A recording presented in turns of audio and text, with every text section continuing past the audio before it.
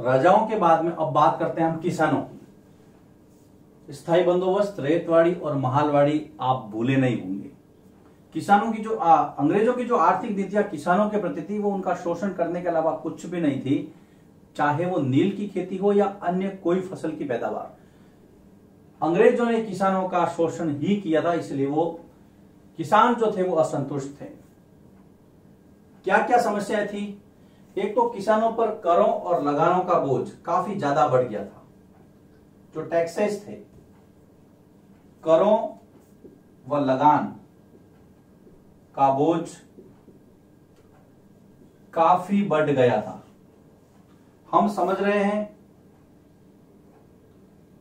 कि किसान क्यों नाराज थे। दूसरा, जब वो कर्ज नहीं चुका पाते थे तब वो महाजन से उधार लेते थे और महाजन भी उनके साथ वही करता था जो अंग्रेज करते थे। कर्ज नहीं चुका पाने पर, कर्ज नहीं चुकाने पर किसान महाजन के चंगुल में या महाजनों के चंगुल में फंस गया था। महाजन वो लोग होते थे जो उनको उधार पे पैसे देते थे, चंगुल में फंस रहे थे या फंस रहा था। आगे चलते हैं। टैक्स ज्यादा थे, लगान ज्यादा था, पैसा नहीं चुकाने पर महाजन से उधार लेते थे, महाजन भी उनको कहां छोड़ने वाले थे। इन सब के परिणाम स्वरूप किसान की जो पुश्तैनी जमीन थी वो छीनती जा रही थी। किसानों की पुश्तैनी जमीनें, जो उनके बाप दादाओं की जमीनें थी, वो छीनती जा रही थी। पुश्तैनी जमीनें छीनती जा रही थी। ये देखिए, ये समस्या थी किसानों के सामने। किसान क्यों नाराज थे? पहले हमने देखा था कि राजा क्यों नाराज थे, नवाब क्यों नाराज थे, अब किसान क्यों नाराज थे। अब हम तीसरे बिंदु पर आते हैं, सिपाही सैनिक क्यों नाराज थे, जिसकी शुरुआत ही सैनिकों ने की थी, जिस विद्रोह की। सिपाहियों में असंतोष, सिपाहियों में असंतोष। सिपाही क्यों नाराज थे? बेटा इसको आराम से समझना, कोई दिक्कत नहीं है, धीरे धीरे हम अपने टॉपिक को आगे बढ़ा रहे हैं। एक तो सिपाहियों को जो वेतन है वो यूरोपीय सैनिकों से कम दिया जाता था। यूरोपीय सैनिकों की तुलना में। और जब आप वेतन कम देंगे तो कौन आपसे खुश रहेगा? सारा सिस्टम तो अर्थतंत्र से ही चलता है। यूरोपीय सैनिकों की तुलना में भारतीय सिपाहियों या भारतीय सैनिक कम वेतन पाते थे। एक तो ये प्रॉब्लम थी उनके साथ में। दोनों सेम पोस्ट पर काम कर रहे हैं, लेकिन जो अंग्रेज सैनिक है, यूरोपीय सैनिक है, उनको पैसे ज्यादा मिल रहे, भारतीय सैनिक को कम मिल रहे। तो कौन आपसे खुश होगा बताइए?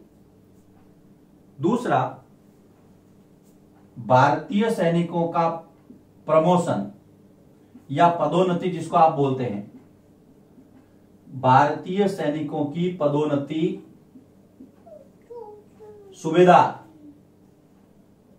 सूबेदार के पद से अधिक नहीं होती थी। सूबेदार से उच्च पद पर नहीं होती थी। यह भी भेदभाव ही था। अंग्रेजी जो सैनिक था, यूरोपीय सैनिक था, वो सूबेदार से भी ऊपर के पद पा सकता था, लेकिन इंडिया के साथ ऐसा नहीं था, भारतीय सैनिकों के साथ ऐसा नहीं था। तो असंतुष्ट क्यों नहीं हो? तीसरा, भारतीय सैनिकों को समुद्र के रास्ते विदेशों में भेजा जाता था, जो वो अपने धर्म के खिलाफ मानते थे। भारतीय सैनिकों को समुद्र के रास्ते विदेश भेजा जाता था,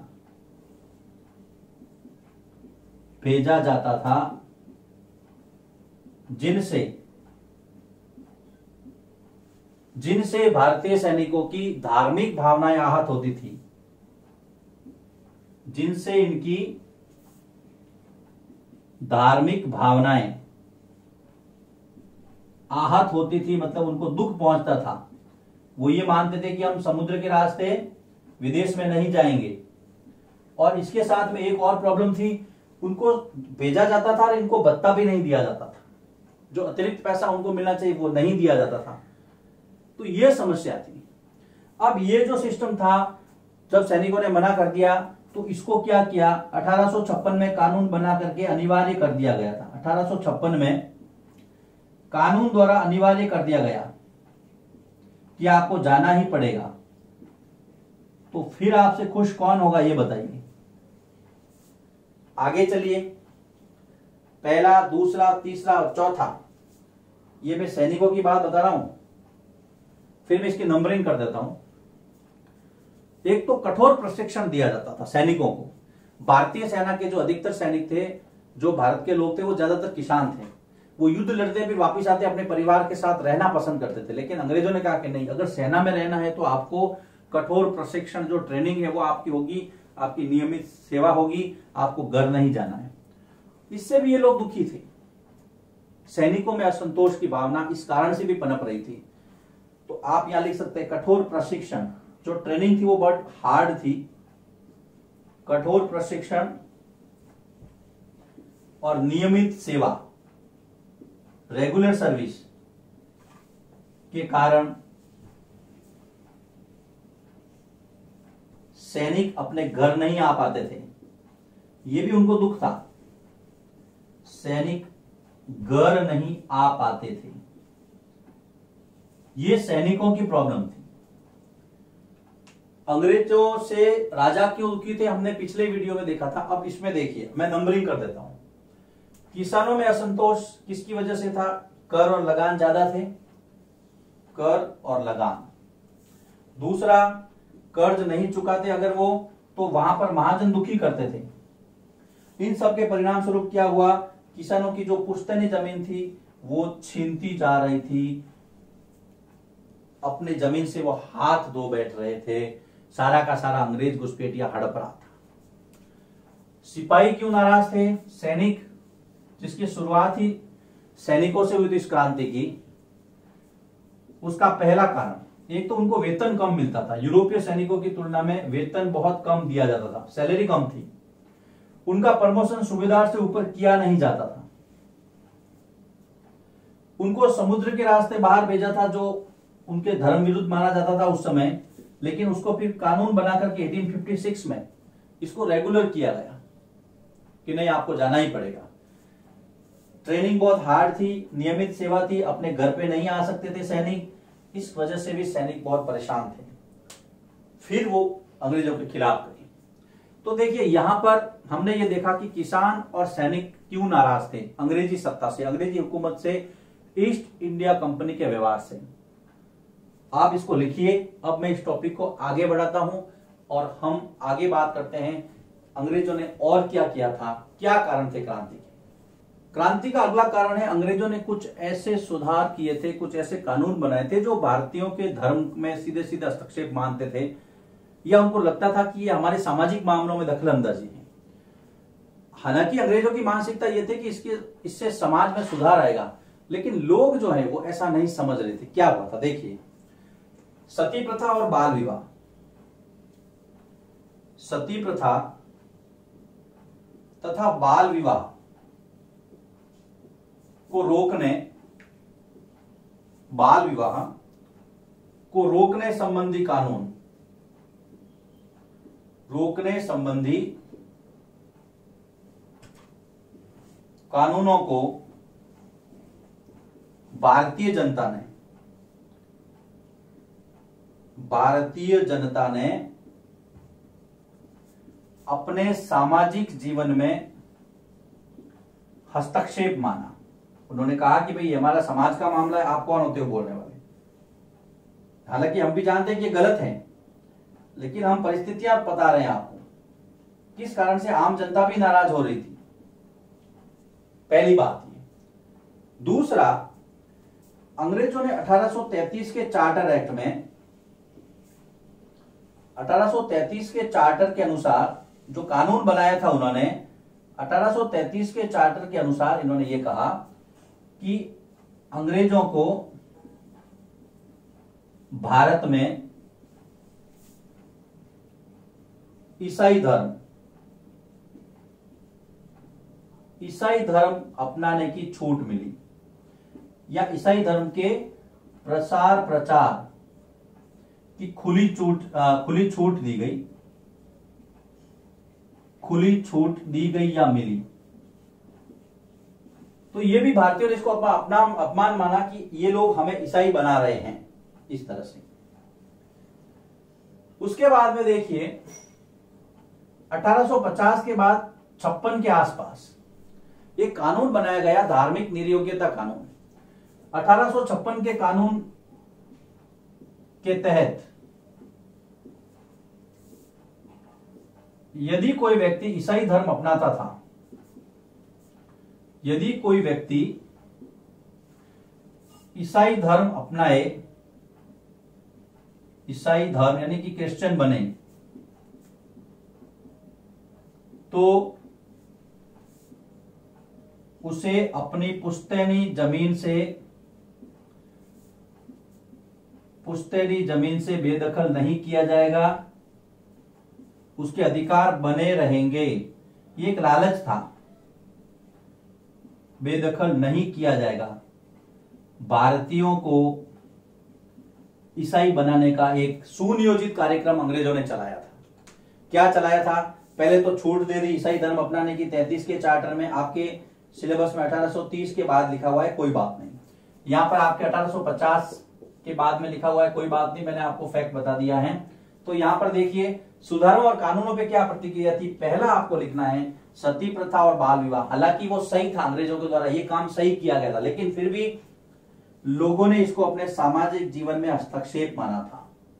फिर 33 का कानून बताना है आपको चार्टर में, ईसाई धर्म को फैलाने के लिए खुली छूट दी गई। और 56 के कानून में कहा कि अगर ईसाई धर्म कोई अपनाएगा तो उसको पुश्तैनी जमीन पर उसका अधिकार बना रहेगा। अब हम आते हैं तात्कालिक कारण पर, कि तात्कालिक कारण क्या था। सबसे महत्वपूर्ण तात्कालिक कारण 1857 की क्रांति या संग्राम का जो तात्कालिक कारण था, जिसको हम क्रमांक 5 दे देते, ये चौथा था। लॉर्ड कैनिंग ने ये घोषणा की थी। उस समय गवर्नर जनरल लॉर्ड कैनिंग था। 1856-57 की बात है। कैनिंग ने घोषणा की कि अब आपको एक नई बंदूक दी जा रही है। वो पहले वाली जो बंदूक थी उसका नाम था ब्राउन बेस। ब्राउन बेस के स्थान पर नई बंदूक जिसका नाम था एनफील्ड। ब्राउन बेस के स्थान पर एनफील्ड बंदूक का इस्तेमाल। अब आप कहोगे सर इससे क्या फर्क पड़ता है, बंदूक तो बंदूक है, चाहे ब्राउन बेस हो या एनफील्ड हो। सैनिकों को यह नई बंदूक दी गई एनफील्ड। इसके अंदर सिस्टम क्या था, मैं यहां पर ले रहा हूं इसको। एनफील्ड बंदूक में कारतूस को प्रयोग से पहले मुंह से काटना पड़ता था या छूना पड़ता था। प्रयोग से पूर्व दांतों से काटना पड़ता था। और यह जानकारी मिली थी कि इस कारतूस के मुंह पर गाय और सूअर की चर्बी लगी थी और उसको आपको दांतों से टच करना है।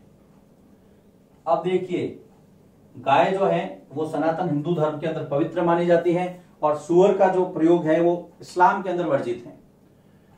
और ज्यादातर सैनिक हिंदू और मुसलमान थे, तो दोनों की जो धार्मिक भावना इससे आहत हो रही थी। यह तात्कालिक कारण था। उन्होंने कहा कि हम इसको मुंह से नहीं काटेंगे क्योंकि इसके अंदर गाय और सूअर की चर्बी है, ये हमारी धार्मिक भावनाओं के विरुद्ध है। यह तात्कालिक कारण। हालांकि कई लोगों ने इसका खंडन भी किया है, लेकिन तात्कालिक कारण यही था। एनफील्ड राइफल थी, उसका उपयोग करो, उसके अंदर जो कारतूस है वो उसको पहले दांतों से काटो। और ये जानकारी थी कि वहां पर गाय और सूअर की चर्बी लगी हुई है, इसका हम प्रयोग नहीं करेंगे। यहां पर आपके इस चैप्टर का ये बिंदु समाप्त होता है कि क्रांति क्यों हुई थी, क्रांति के कारण क्या थे। राजनीतिक कारण, आर्थिक कारण, सैनिक कारण, सामाजिक कारण, 5 प्रकार के कारण मैंने आपको बताए हैं। लिखिए इसको। अब हम क्रांति को शुरू करते हैं और आगे बढ़ते हैं। 1857 की क्रांति के लिए मंच तैयार था। बारूद पूरा ढेर लग चुका था बारूद का, और चिंगारी का काम किया था एनफील्ड राइफल के अंदर चर्बी लगे हुए कारतूसों के प्रयोग के आदेश ने। अब क्रांति का घटनाक्रम कैसा रहा? देखो, क्रांति के लिए एक दिन तय किया गया, सभी की बातचीत हुई, गुप्त बातचीत हुई, और जो क्रांति के लिए जो तय दिन था वो तय दिन था 31 मई 1857। कई बार प्रश्न आता है, क्रांति के लिए कौन सा दिन निर्धारित किया गया था? क्रांति के लिए गुप्त सूचनाएं भेजने के जो संकेत थे, लोगों ने कैसे संकेत दिए, कैसे एक दूसरे को समझाया, उसके लिए प्रयोग किया गया कमल के फूल का और रोटी का, जिसको आप चपाती या रोटी भी कहते हैं। कमल तथा रोटी, ये क्रांति के लिए संकेत था। लोगों ने एक दूसरे को समझाया। अगर ये मैसेज आता था कमल किसी को दिया जाता, रोटी दी, इसका मतलब कि वो आपस में क्रांति के लिए तैयार हैं। लेकिन देखिए, घटनाक्रम कुछ बदल गया। बैरकपुर बंगाल की छावनी में दिन था 29 मार्च 1857, और यहां पर इस दिन बैरकपुर की छावनी में, बैरकपुर बंगाल, बैरकपुर की छावनी में एक सैनिक मंगल पांडे, नाम सुना हुआ होगा आपका, महान क्रांतिकारी थे। मंगल पांडे ने अपने अंग्रेज अधिकारी लेफ्टिनेंट बाग तथा लेफ्टिनेंट जनरल ह्यूरो, लेफ्टिनेंट, ये दोनों नाम आपको याद रखने हैं। व्यक्ति है मंगल पांडे, बैरकपुर की छावनी बंगाल के अंदर, और बाग और ह्यूसन, 2 अंग्रेज अधिकारियों को गोली मार दी। ह्यूसन को गोली मार दी। किसने मारी गोली? मंगल पांडे ने। कब मारी? 29 मार्च 1857, जगह बैरकपुर। याद रखना। अब गिरफ्तार कर लिए गए, मुकदमा चला, 8 अप्रैल को फांसी दे दी गई। यह प्रश्न कई बार आता है, मंगल पांडे को फांसी कब हुई? 8 अप्रैल 1857 मंगल पांडे को फांसी दी गई। आगे चलते हैं। अब लोगों के अंदर और जो है वो उत्तेजना भड़क उतरी, अंग्रेजों के विरोध माहौल थोड़ा और बना। अब दिन आता है 10 मई का। अब 31 मई तक तो पहुंचे ही नहीं हम, उसके पहले ही देखिए सारे चेतन हो गए। 10 मई को मेरठ उत्तर प्रदेश के अंदर एक सैनिक टुकड़ी थी, याद रखना। 10 मई मेरठ के अंदर उत्तर प्रदेश में, मेरठ की जो छावनी थी, 10 मई को मेरठ में 20वीं नेटिव इन्फेंट्री,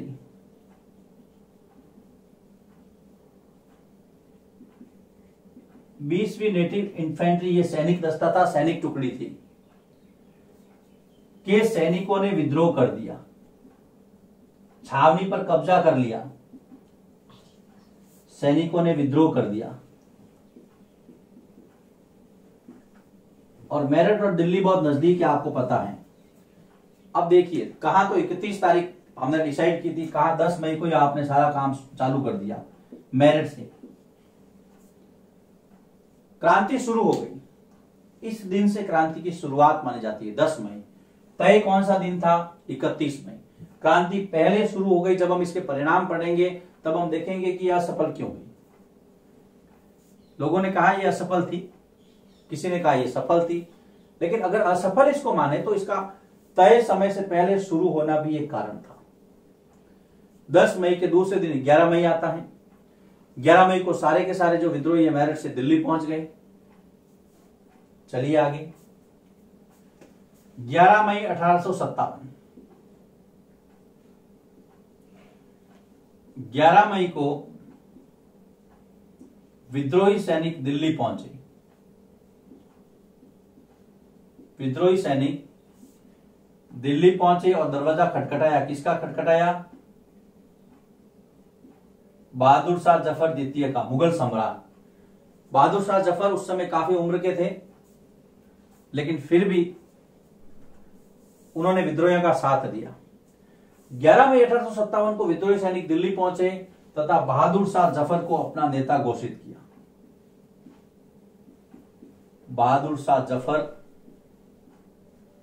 को नेता घोषित किया, कहा कि ये क्रांति इनके नेतृत्व में होगी।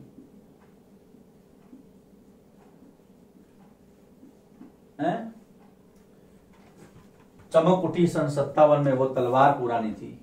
सुभद्रा कुमारी चौहान की कुछ पंक्तियां हैं, आप सब जानते हैं। बूढ़े भारत में भी आई फिर से नई जवानी थी, खोई हुई आजादी की कीमत हम सब ने पहचानी थी। चमक उठी सन 57 में वो तलवार पुरानी थी, बुंदेले हरबोलों के मुंह हमने सुनी कहानी थी। खूब लड़ी मर्दानी वो तो झांसी वाली रानी थी। आगे आएगा, ये देखिए बहादुर शाह जफर नेता बन जाते हैं, उनको नेता घोषित किया जाता है विद्रोहियों की ओर से, जो क्रांतिकारी सैनिक थे उनकी ओर से। अब क्या क्या देखा हमने यहां?